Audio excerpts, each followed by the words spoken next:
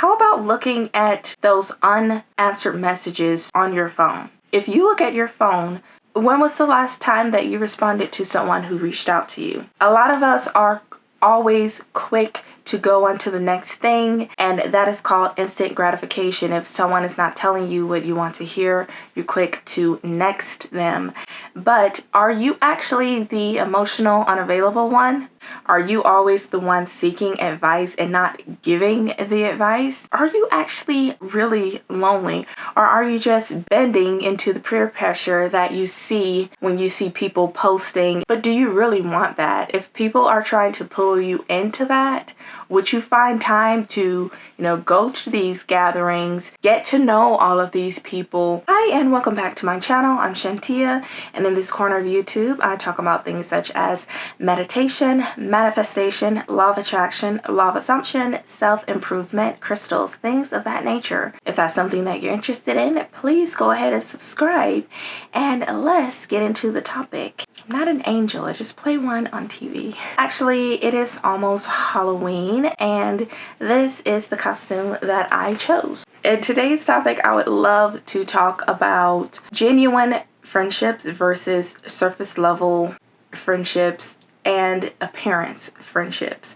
Friends know the deepest, darkest things about you, and they are willing to still stick around because they love the person that you are, aside from all of the troubles, because we all have troubles. Did you know that back in the day, our grandparents had pen pals, and this is what allowed them to talk to people across the world. It would send letters that would take days to get there and then wait for responses. And just think of how today we have social media and we're able to talk to people around the world without having to wait 5 to 7 to 9 to 10 business days in order to receive a response. We're able to understand and get different points of views from people who are actually in a country where we can't see what's happening. We don't have to rely on biased news who are trying to craft a specific narrative. While this is great and we're able to make friends and acquaintances around the world, we're also quick to cut them out of our lives. And instant gratification is exactly what social media promotes. If someone isn't saying what you want them to say, you cancel them and find someone who is.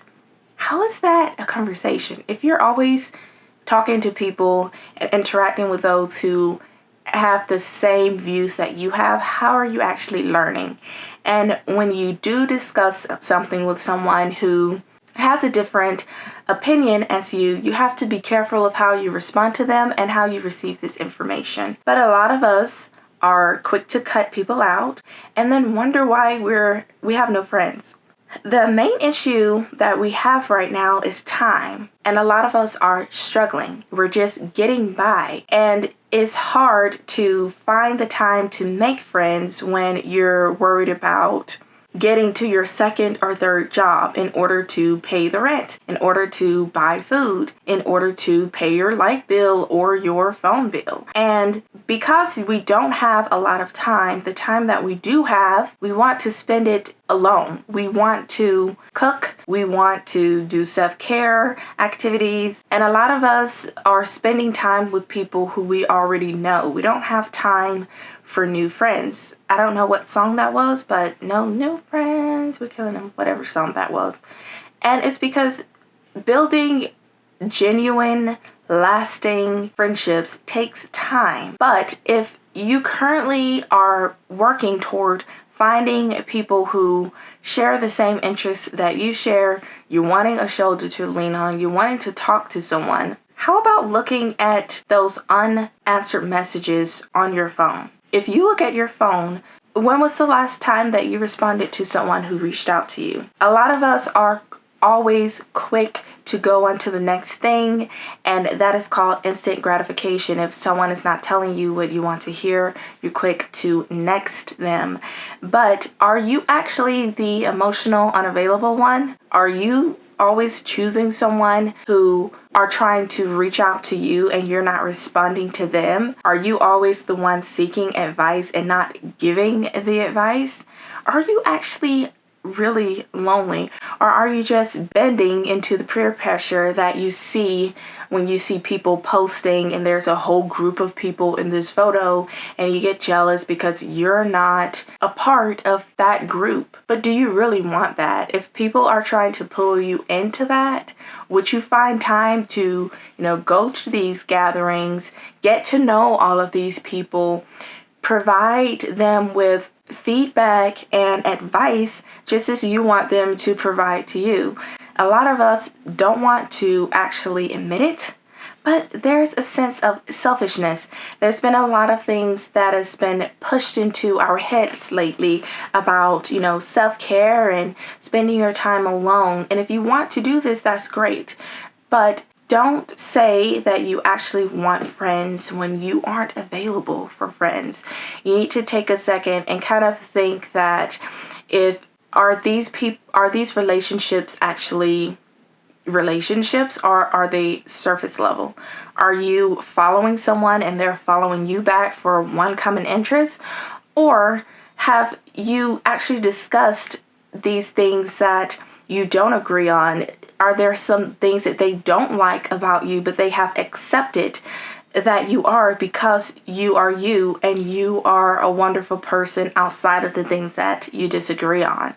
Social media is so quick to have us pair with everyone who are like us. We don't want to be drones. We are all different. We all think differently, especially with people from around the world. There are different cultures, different religions. While you don't have to accept them, you do have to understand them, and you do have to find a way to receive this information appropriately and react appropriately.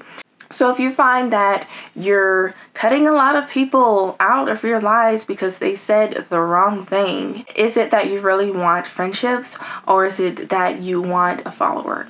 I am all for, meeting people in person, meet cutes. It is fun to still meet people and make genuine connections in person. Let's try to get offline. Let's try to go out into the world and talk to people. It's so easy to ghost people when they aren't in your face, but what if you had a friend that was living next door to you and they were trying to talk to you and now you've just shut them out and you've ghosted them? It's easy because there's a screen between you two, but just imagine if they were actually in front of you. Are you being a good friend to your online friends if that's who you really call your friend? I would love to hear your perceptions on this. What are your thoughts on friendships that are formed online? Are they actually friendships?